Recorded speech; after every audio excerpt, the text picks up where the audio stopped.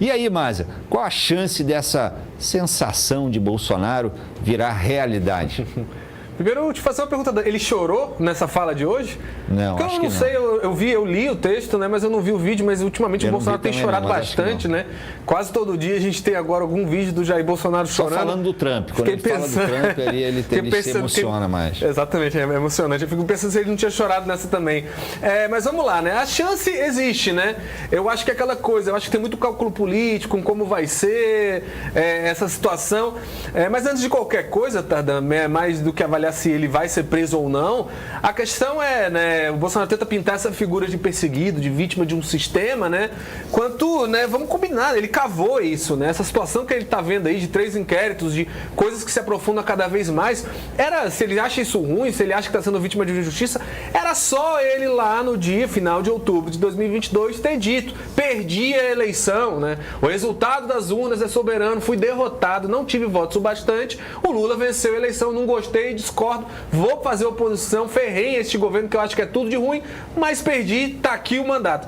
Se ele tivesse feito isso, se ele tivesse condenado o pessoal que foi logo depois do resultado das urnas, fechar a estrada no Brasil inteiro, não condenou. Se ele tivesse condenado o pessoal que no dia da diplomação do Lula fez lá uma algazarra em Brasília, tacou fogo, né, quebrou o carro, quebrou ônibus, né, por conta da diplomação do Lula, uma liderança indígena foi até presa lá. Se ele tivesse condenado esse pessoal, ele não estaria sofrendo essa perseguição agora. Se ele tivesse condenado os acampamentos em frente a quartéis, claramente pedindo uma intervenção, um golpe militar no Brasil, ele não estaria tendo essa dor de cabeça. Se ele tivesse sido contra gente que tentou jogar um caminhão em chamas de um viaduto em Brasília, não teria acontecido nada. Se ele tivesse condenado o homem que colocou bomba num caminhão na frente do aeroporto de Brasília, que poderia ter matado milhares de pessoas, poderia ter acontecido uma tragédia, não condenou. Se ele tivesse condenado ali o 8 de janeiro, também não condenou. E todas essas coisas aí eram saídas fáceis para o Jair Bolsonaro não estar passando pelo que ele está passando agora. Aí depois de ele deixar tudo isso rolar, de não ter nenhuma postura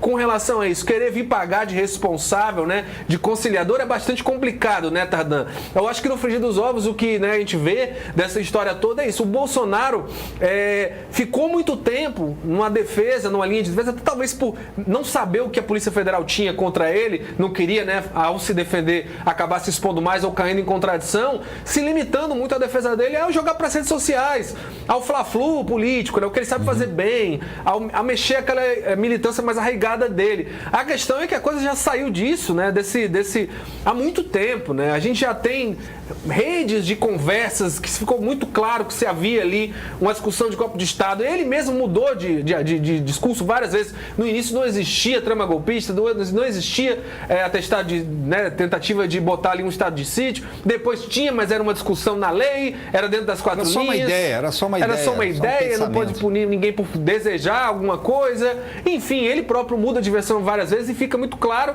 que agora ele está começando a entender que a situação dele não é algo tão simples que dê para ser resolvido com um apelo ou outro ali nas redes sociais, com essa militância mais arraigada, até porque essa militância parece muitos deles estarem contando os dedos para migrar para o Pablo Marçal, para migrar para outro candidato da direita. Então parece que agora, ao se tomar conta disso, vai se agarrando em outras coisas, em outros discursos, e por isso essa cartada aí final, tanto de se segurar tanto nessa eleição do Donald Trump, como se isso fosse, né, automaticamente realinhar a política aqui no Brasil. E, enfim, né, uma coisa é certa, ele está sim sobre o risco de ser visitado pela Polícia Federal, provavelmente esse ano, porque eu acho que se tiver um mínimo de estratégia, não vão querer deixar isso para um ano eleitoral, eleição, né? 2026, porque sabe que aí a situação fica muito mais difícil, mas é o que eu acabei de falar, né? Se ele está sofrendo, passando por esse problema, por essa situação difícil, é porque ele cavou isso, né, Tardan? Bastava ele ter agarrado uma dessas inúmeras oportunidades que eu listei agora há pouco, de desescalar aquela violência desmedida que a gente viu depois da eleição de 2022. Se ele tivesse agarrado uma dessas oportunidades, eu tenho certeza que a Polícia Federal estaria deixando ele em paz agora. A questão é que ele não o fez e, muito pelo contrário, fez tudo o que ele podia para estimular ainda mais essa cisão entre o eleitorado brasileiro. Isso vai ter um custo.